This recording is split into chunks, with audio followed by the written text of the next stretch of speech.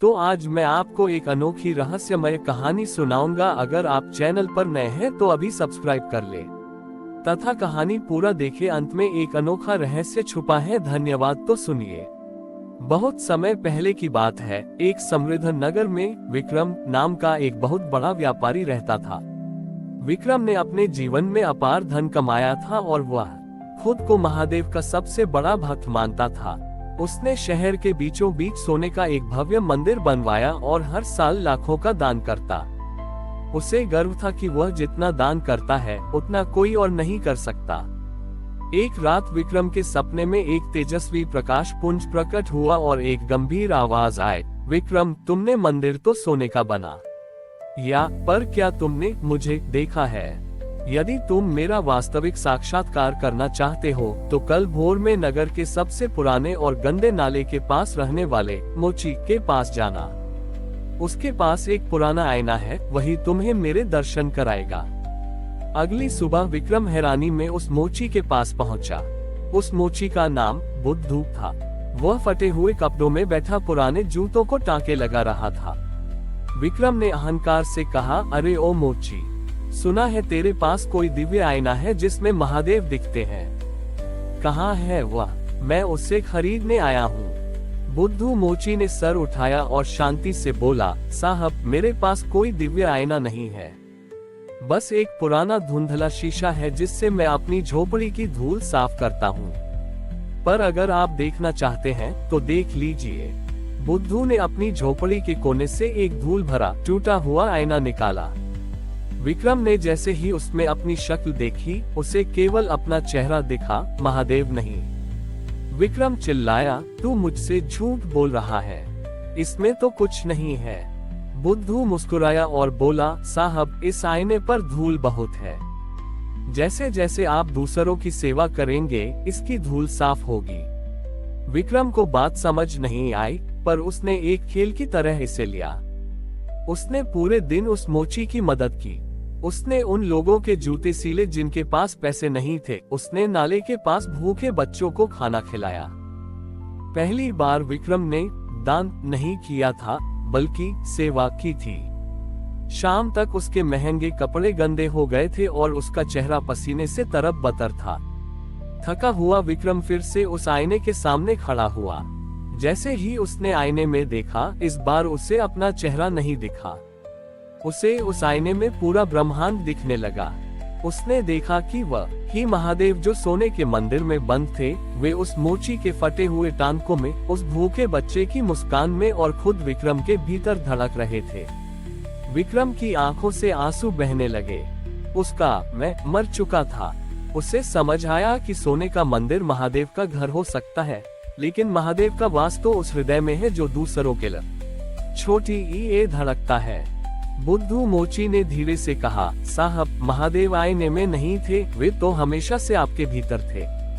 बस आपके अहंकार की धूल ने उन्हें ढका हुआ था। निष्कर्ष, विक्रम के जीवन का कायाकल्प हो चुका था।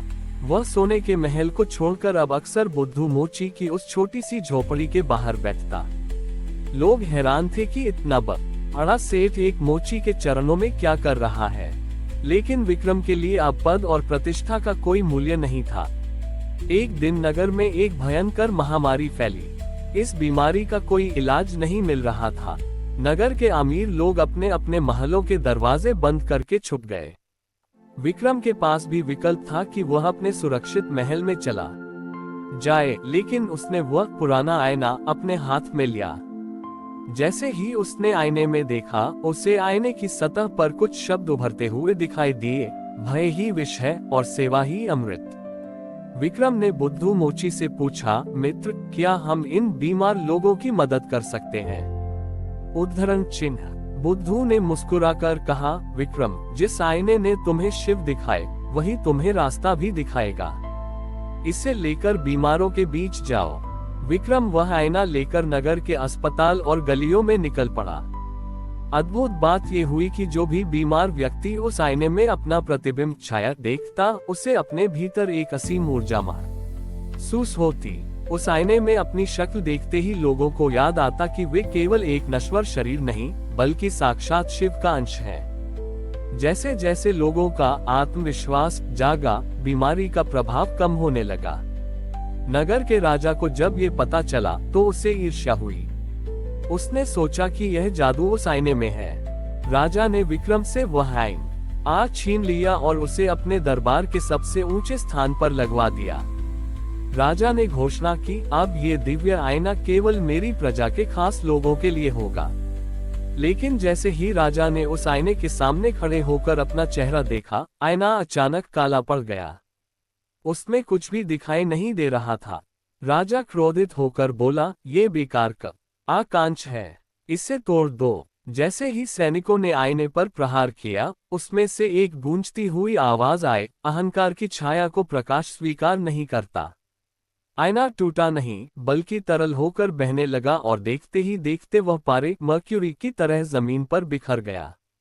जहां जहां वह तरल गिरा, वहां की मिट्टी उपजाऊ हो गई और वहां रुद्राक्ष के दिव्य वृक्ष उगाए। विक्रम और बुद्धू मोची ने उन वृक्षों की छाया में एक आश्रम बनाया, जहां कोई राजा नहीं था और कोई मोची नहीं। सब केवल इंसान थे।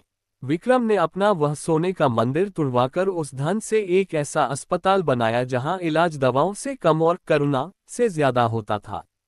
आज भी उस नगर में ये कहावत मशहूर है, अगर महादेव को देखना हो तो मंदिर की मूर्तियों में नहीं, बल्कि अपने पड़ोसी के आंसू पोंछने वाले हाथों में देखो।